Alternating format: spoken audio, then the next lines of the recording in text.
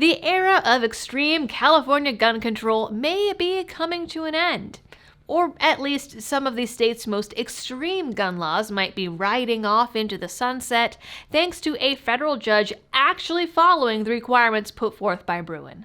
Flat out, according to Judge Cormac J. Carney, California can't ban its residents from buying or owning modern handguns.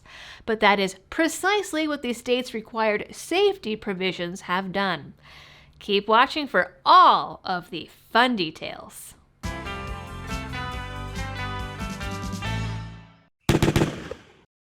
Hello everyone, and welcome back to the channel on this lovely, sunny, good news day.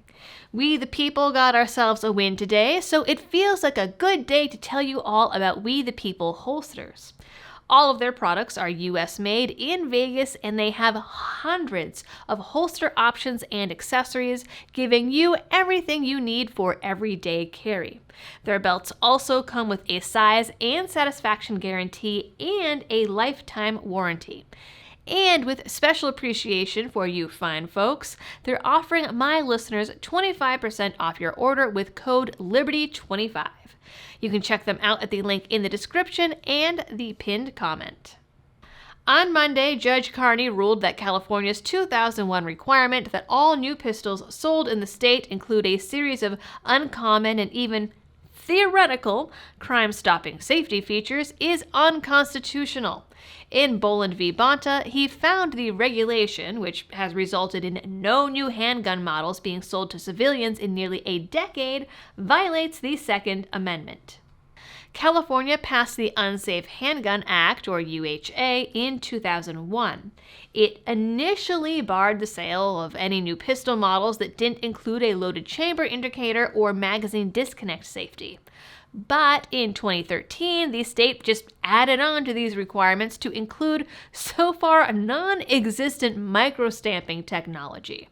In theory, microstamping would give every gun a special and unique identifying mark on spent casings, which would then help the cops solve crimes. But in practice, it's made sure that no new models of firearms have been legal in the state in a decade. Plaintiffs argued that these handgun restrictions infringe on their Second Amendment rights and are unlike any regulation from the founding era, which make them unconstitutional under Bruen. California argued that the restrictions don't go against the Second Amendment because they don't ban all guns, just the ones that the state considers unsafe. Judge Cormac found Bruen doesn't require a total ban for a gun regulation to impact gun rights. Hooray! He also rejected the state's attempts to justify the restrictions by balancing their effect on gun owners with the state's claims that the laws help law enforcement and somehow prevent accidental shootings, claims which are laughable at best. These regulations are having a devastating impact on Californians' ability to acquire and use new state-of-the-art handguns, Carmack wrote. Since 2007, when the loaded chamber indicator and magazine disconnect safety requirements were introduced, very few new handguns have been introduced for sale in California with those features. Since 2013, when the microstamping requirement was introduced, not a single new semi-automatic handgun has been approved for sale in California. The Second Amendment guarantees the right to keep and bear arms for self-defense, he wrote. That right is so fundamental that to regulate conduct covered by the Second Amendment's plain text, the government must show more than that the regulation promotes an important interest like reducing accidental discharges or solving crime. Rather, to be constitutional, regulations of Second Amendment rights must be consistent with the nation's historical tradition of firearm regulation. Quoting Bruen. California attempted to show historical precedent by bringing up examples of guns requiring safety inspections before being sold or laws around how gunpowder was stored in order to prevent fires. They also brought up laws around how and to who guns were sold, arguing that this showed historical precedent for serial numbers and tracking. In reality, some of those laws were based in racism, so points to California for at least showing their true colors on that one. Judge Cormack basically argued back that none of their examples applied or had any relevance to this case.